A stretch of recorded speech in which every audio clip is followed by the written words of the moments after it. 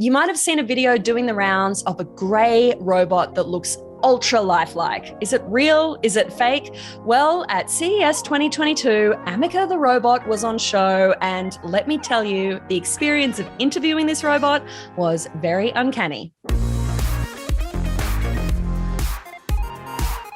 So Morgan, tell me, you've got Amica there next to you. This is a very lifelike robot. Why would you design a robot that looks so human?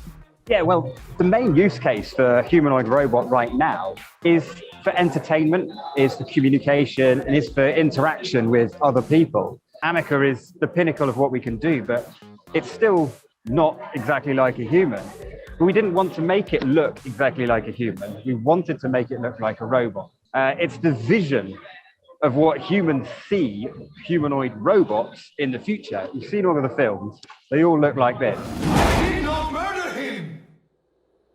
So we designed something around what we see, we envisage robots, humanoid robots to be in the future. And how do you create those really human expressions? I mean, looking at Amica responding to you, there's little movements of eyebrows, if you can call them eyebrows. How did you actually build the robot to look so human with those expressions? Well, what we do is we first look at a real human. It's what we call animation first. So what does a real human do? How do they move? And then we take that animation and we design mechanics around it. So the mechanics can only do what a human can do. Yeah, see, she whacked me.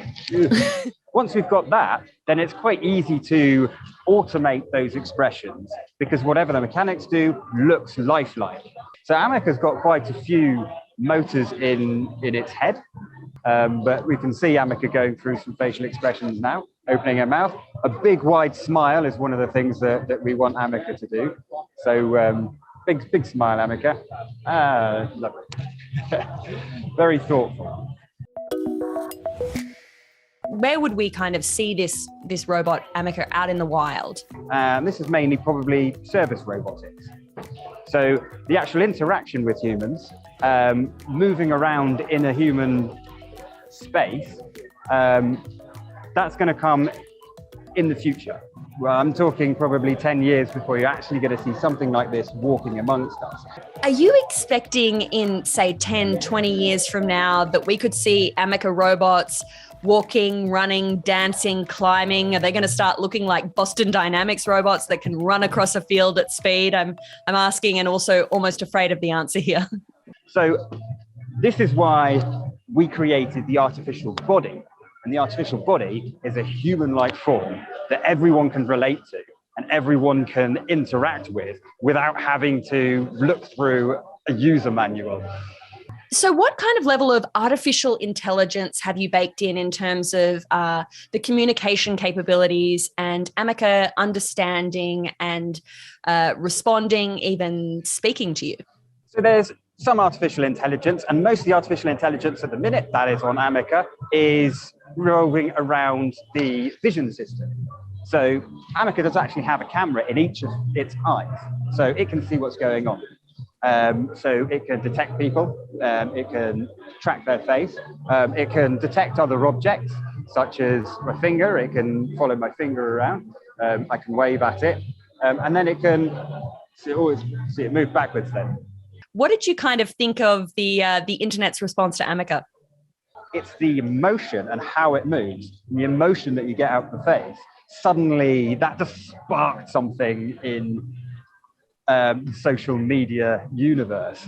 And we were incredibly surprised that overnight, it became a sensation. We got 24 million views on one Twitter post.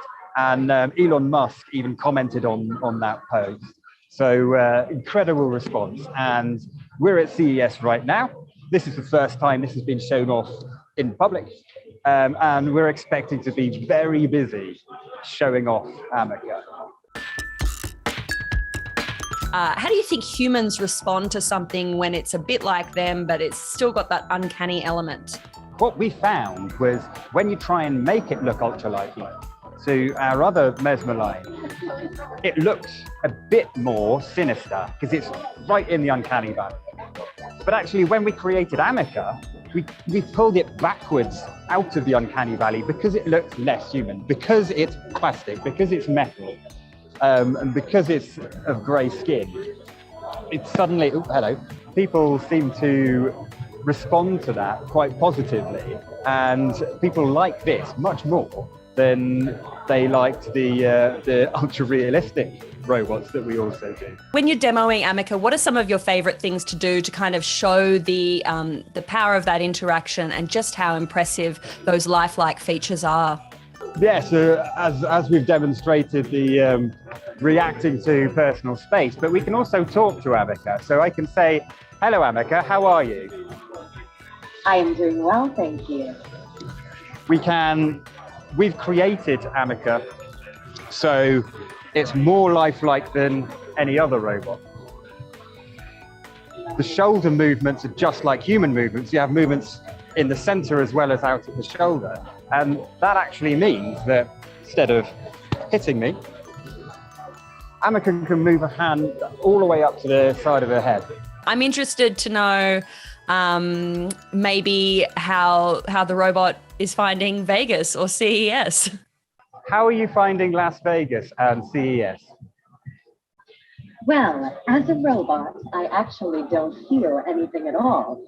But if I did feel, I would feel happy to be here. Do you see a robot like this becoming an accepted part of our lives? Do you see it maybe being something I might ask a question of at the airport, or would I have an Amica robot in my home helping me out?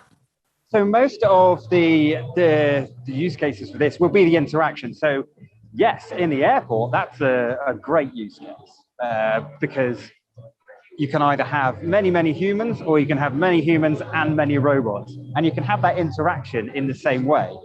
Having it in your home is probably not something that's going to happen in the near future. A robot like this can do many tasks, just like a human, but there are other robots that you can get that will do those tasks a lot better because they're designed for the job and a lot cheaper, and you can get them today. So why would you buy a humanoid robot that will probably cost more than your house? Maybe in the future, maybe in 50 years time. But I'm going to say right now, I don't think you'll have one of these in your home in the next decade. What does it feel like to work on something that's had such a huge response and to be at that bleeding edge of robotics? Is it something you tell your mates down in the pub that you're working on a robot that could one day be the future of society in robotics?